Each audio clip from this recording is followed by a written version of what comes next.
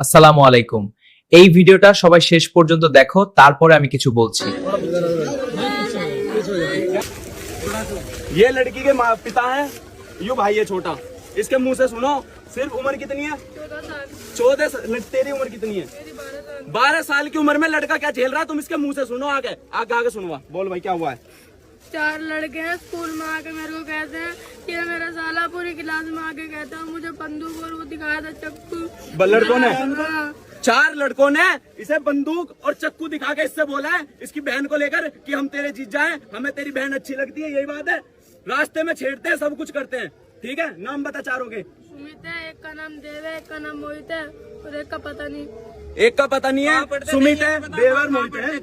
पढ़ते करते थे यहाँ पर हामिद वाले में। हामिद वाले में कार्रवाई क्या हुई है? पीछे ट्यूशन है, हामिद नाम से पढ़ाता है लड़का, और 2 घंटे लड़की ट्यूशन में पढ़ के आई है और 2 घंटे में आते ही घर में फांसी लगाई है।